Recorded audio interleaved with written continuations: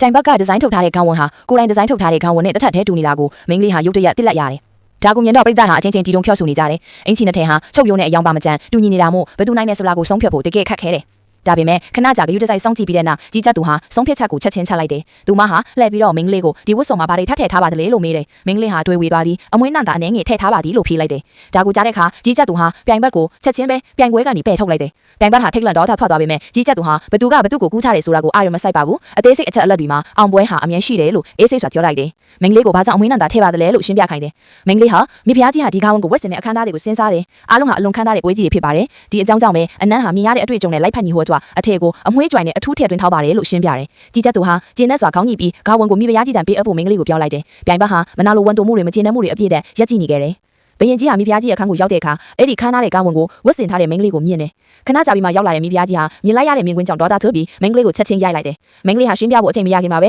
ပြိုင်ဘက်ဟာရုတ်တရက်ချမ်းပြင်ပေါ်တူးထောက်ပြီးမင်းကလေးကဝတ်ဆောင်ကိုဝတ်ဆင်ဖို့အထင်ကြီးပြောဆိုပါသည်လို့စိုးရိမ်တကြီးတောင်းဆိုလိုက်တယ်။မင်းကလေးဟာအငားသွားပြီးမြခန့်တောင်လေးထည့်ထားတဲ့ဒီနေဘက်တောင်လေးမင်းကလေးဟာအငားသွားပြီးအမှန်တကယ်တော့မိဖုရားကြီးကဝတ်ဆင်ထားတာဘလို့ပုံလဲဆိုတာကိုအရင်ဆုံးမြင်ချင်ပါသည်လို့ message ကိုပေးခဲ့တာပြိုင်ဘက်ဖြစ်နေပါသည်။ဒါကြောင့်မလို့သူမဟာဝတ်ဆင်ခဲ့တာဖြစ်သည်။ဒါပေမဲ့ဒေါသထွက်နေတဲ့မိဖုရားကြီးဟာသူမရဲ့ရှင်းပြချက်ကိုနားမထောင်ပဲပြင်းထန်တဲ့ပြစ်ဒဏ်ပေးကိုချက်ချင်းပဲအမိန့်ပေးလိုက်တယ်။အနီးနားမှာရက်နေတဲ့ကြီးကြသူဟာချက်ချင်းတာဝန်ယူပြီးမင်းကလေးကိုကိုယ်တိုင်ဆုံးမဖို့တောင်းဆိုခဲ့တယ်။ဒီအကူအညီကြောင့်မင်းကလေးဟာပြင်းထန်တဲ့ပြစ်ဒဏ်ကနေလွတ်မြောက်ခဲ့ရပေမဲ့အနှိမ့်ဆုံးအဝတ်လျှော်တဲ့အစေခံဖြစ်အစင်ချခံခဲ့ရပြီးအစေခံရဲ့အဝတ်စားအားလုံးကိုနေပြီးရဲ့နဲ့လော့ဖော့ဖို့အထင်အကျက်ခိုင်းစေခံခဲ့ရတယ်။